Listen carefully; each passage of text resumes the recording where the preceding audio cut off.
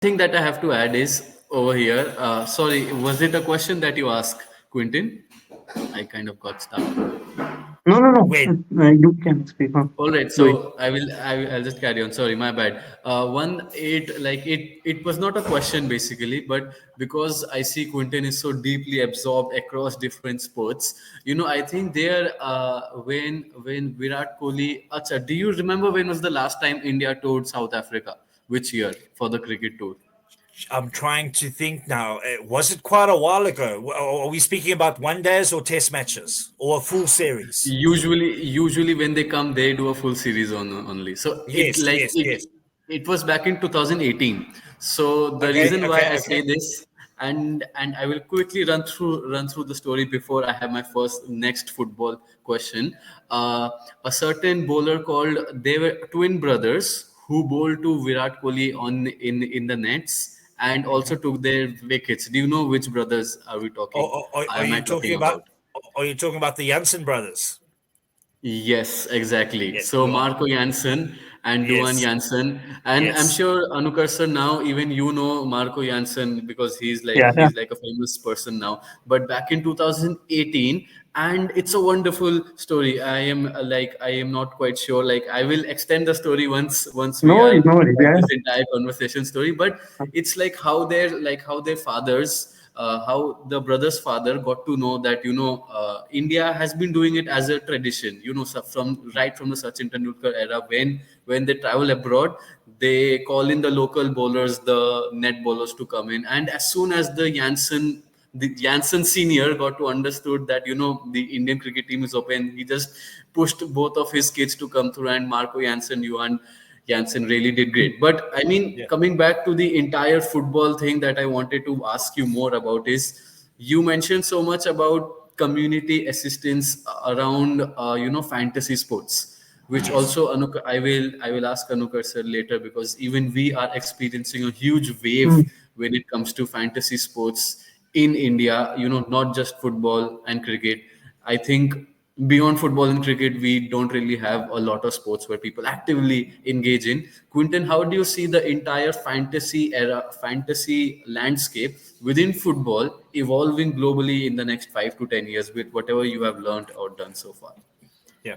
Look, I think there's I mean, there's so many various fantasy games out at the moment. I'm sure Yeah. you guys play FPL. I've been playing it for the last Yeah. 10 years, and then obviously you mm, have your other versions. But if I can just pivot just a bit off that, is the Web3 fantasy games Yeah, the is Web3 fantasy is an games. emergency is an emerging market. And what's nice is, as Anukash mentioned a bit earlier, when we played games back in the day on our PlayStations or on PC, etc., you would earn rewards and win things within game, but it was within game. They had a value within the game, but it didn't have a value outside of the game. Now, what's nice with the world of Web3 and the blockchain technology and things like that is you can have your fantasy football team own those digital assets, and by you Yeah. progressing, winning, and earning rewards, you can actually take that out of the game and benefit yourself, if I can put it that way. So I mm, think with if we're just focusing on football, there's so many various ways that you can progress in something like this. And another thing that I think, and I was the same. Um, I was very green in crypto, the blockchain technology, etc., and Web3 when I joined Ultimate Champions. As a normal player, you must remember I wasn't always employed for the first 6 months or so, from the alpha phase through to the beta. I was a normal player or manager, collecting my team and competing in the competitions. And because of my assertiveness and my assistance in the Discord, that is where I was offered the opportunity of being a community manager, looking after our community, and obviously assisting any new users coming on board on how to play the game and how to progress. So I think it's very important that a lot of people see something and they say Web3, blockchain. I'm scared of that. I don't even want to attempt it. Come into it with an open mind. Just think of the fantasy that you love to play, come and play it. And Yeah. if ever you need any extra assistance after that, then ask the relevant questions to the people who can assist you.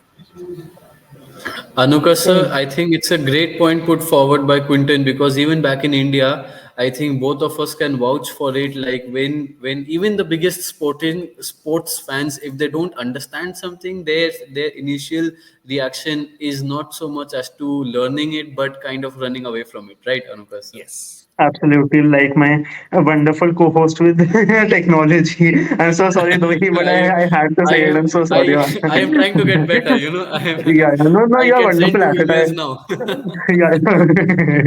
Yeah, I just had to say it. My sincere apologies. Anyway, so but No, no, jokes it's apart, fine. the fact is that of course, like the game has evolved, and people how they question about it. Like in India, also it's like such a funny thing how like I'll tell you about my childhood for that matter.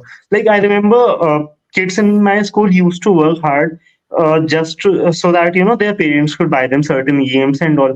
Now everything's so much online. All these fantasy games are online, and they require Yeah, time. But people are wanting to give it that because they are just like how you talked about NFTs and real life rewards. Those are attached to it. Like initially, you exactly. got the adrenaline rush if you won at FIFA like by a 3-1 margin, but now you can actually earn money out of it. Like I would be Absolutely. honestly growing up, when me and Doi Pan were growing up, I don't think gaming in India had that sort of money that it has now, for that matter. Yeah, I think it was yeah, nowhere near the industry. I think it's more than $1 billion industry at this point of time in India.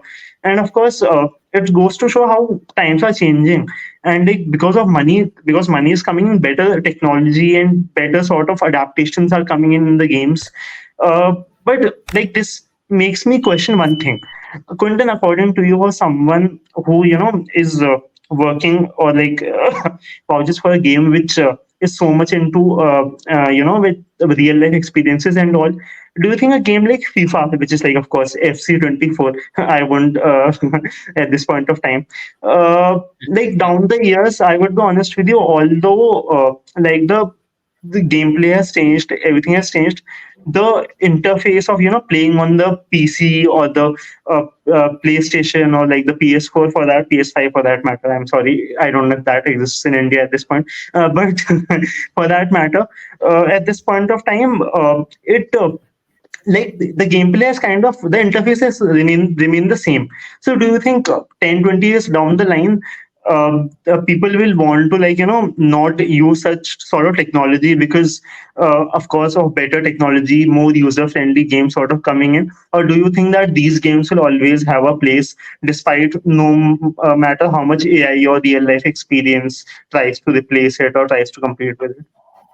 yeah. I Fair think question. I think those games will always have a place in our industry, etc. I mean, FIFA. I can remember buying FIFA. I don't want to give 1995 or 1996 on back in the day. So I think that'll always, because it's got a legacy and because they are continuously developing upon it. You might not see massive improvements, massive changes from year to year, but they are continuously adding to it for it to grow, which I think is which I think is a fantastic way. But if I look over then again once again onto the Web3, to be able to own your team basically as a manager, so a collection of players from various leagues, various football clubs that you can mix and match and put in your squad of 14 for the game week, whether you are sitting in front of a laptop like we are now, or sitting waiting for the bus to pick you up and you've got your mobile and you are making your changes and your amendments. It's amazing. And to do research on those specific players to see what was this specific player's last five average score. Within Ultimate Champions, we have a specialized scoring matrix. So if you compare it with FPL, and I love FPL, so it's no bad. It's just a comparison on the scoring matrix. FPL Yeah. is very basic. One point for a start, 3 points for your midfielder with a clean sheet, 4 points for a clean sheet for your defenders, etc. Whereby Ultimate Champions has a scoring matrix that covers your offense, your defense, clean sheets, goals scored, assists, yellow cards, red cards, and then underneath your offense and your possession, passes, clearances, etc. So all of those compile your actual score. So if you know that scoring matrix, you can actually know, should I go for a defender? Should I go for a midfielder? Should I play a wing back? Should I play a striker? We all know in FPL, don't select a central defensive midfielder for your team because they hardly ever score.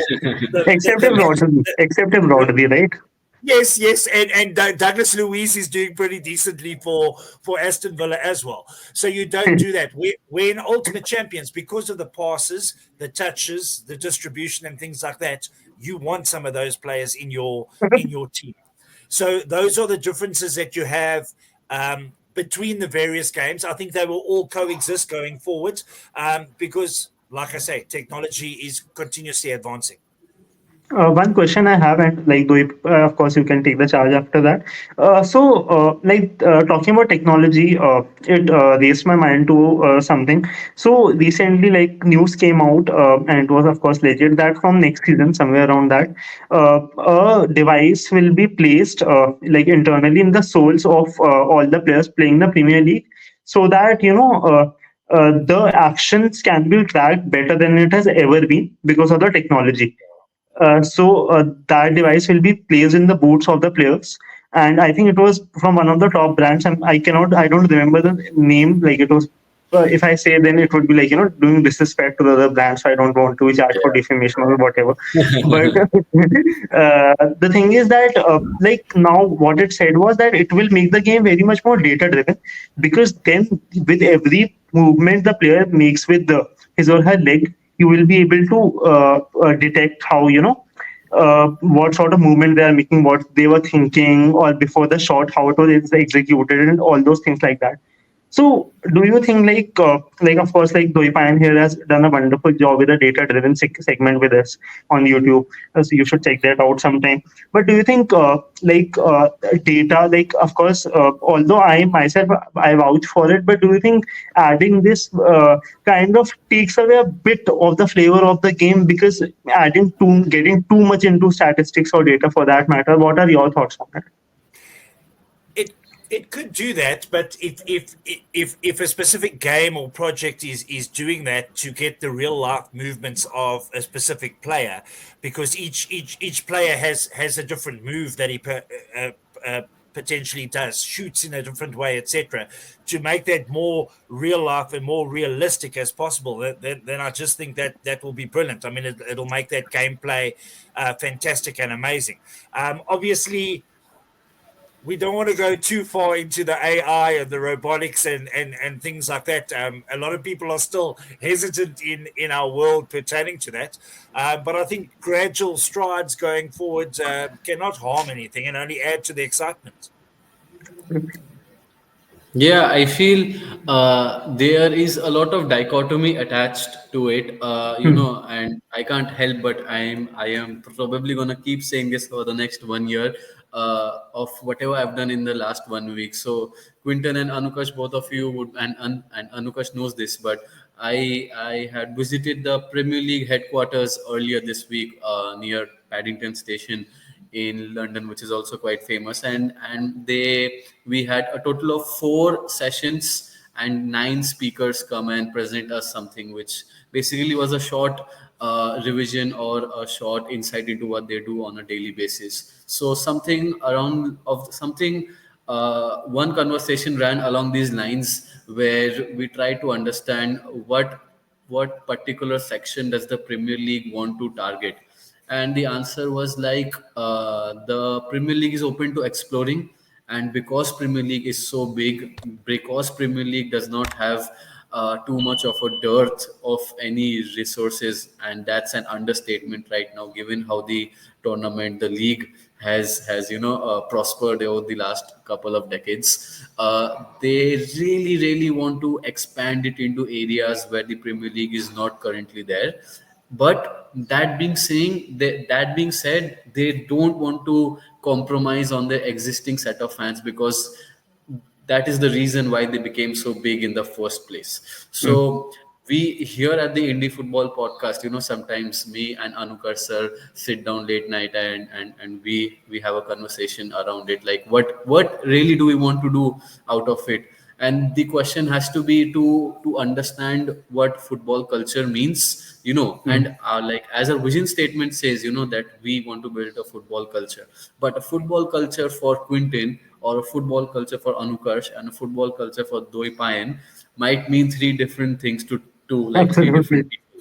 So sometimes, while I completely agree with where Anukar sir is coming with, sometimes it can get a bit messy, or I don't know what do we say, khichdi in in English, but I mean it's just a bit of everything. So Yeah. so but it's a debate that can go on and on for a really long time. And with that, I feel that there are exceptions to everything, but not to the thing that we really get amazing speakers, amazing guest people here at our Indie Football Podcast. Thank you, Quinton. Do you have any closing thoughts to share with us before we call it a day here for this week? I just want to say thank you very very much for having me on the podcast. Really enjoyed chatting about the football, chatting about Ultimate Champions, chatting about your recent life experiences, and obviously Yeah, learning a bit about the podcast and how it's progressed over the Mm. 63 nearly 64 seasons. So thank you very very much. I just want to touch on your last sure. comment that you had. To me, the English Premier League is like a soapy.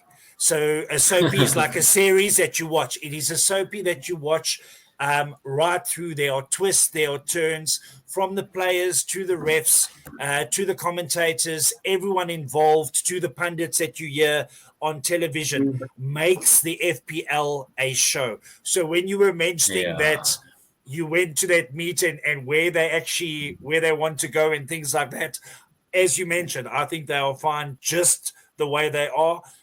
It is naturally growing because of the quality of absolutely. football and the quality of everything surrounding it, which is fantastic. Thank you. That's a Anukar sir, fantastic way. it's been quite an experience, because Quinton really did bring a lot to our table today. Yeah, man, definitely. I mean, like, honestly, Quinton has been a great addition, and I myself, and I'm sure Doi agrees with me here, that we have learned a lot of new things today, for that matter, in terms of tech, for that matter, and in terms of how gaming has evolved, and about footballing in general, how fans are seeing it, how fans want to communicate with it, and of course, someone's Arsenal fandom, and how someone can be humble even after bowling to Sachin Tendulkar. So, yeah, thank you so much, Quinton, for coming to That's the Indie Football Podcast. It means a lot for us for you to take out the time. And of course, I know Doi Pine here has been running a very busy schedule there in the UK. So thank you, Doi, of course, like for taking out the Yeah, time, because I no, know I mean, college and it study just trips can be, yeah, tough. it just feels at home to be doing this. I was missing this. Yeah. So, of course, thank you guys so much for joining in. I myself wasn't running the best of health, and that's I'm so sorry I pronounced the name of the game wrong. I have been on two shots of ibuprofen, for that matter. But yeah, thank you so much for this podcast and this episode. We look forward to doing something like this very so. Thank And you. yeah, and if you thought, Quinton, that this is the last time we are going to have a conversation on football or anything sports, you are completely wrong, because we keep having a lot of things. We recently did our first Instagram live earlier this week, which was initially planned to be a review of every single day here at the UK with my classmate, who's also working with us at the podcast now. But then unfortunately he fell ill, and we are not doing a lot of those. But then, Quinton, please be ready to kind of get a lot of Instagram live requests, or YouTube live requests, or Arsenal watch along requests, because I am sure you would be a crowd puller for us. No, Absolutely. 100%. As I said, I thoroughly enjoyed it. I love chatting. Sometimes I speak too much, so forgive me. But really, if there's Not any at time all, you not at you all. you We want love to it. have me on to chat football, or cricket, or rugby, or tennis, anything. I'm a sports enthusiast, and my passion is, I think you can hear it in my voice. Okay, thank you. With that note, I think that's a great way to sum up what's been a deeply insightful and even an educational experience. Until next week, when we have some more people sharing their interesting football reasons or football ideologies, we are really glad to bring this to all of you. Take care, everyone. Good night. Thank To that. you. Okay, let's give me a second. Yep.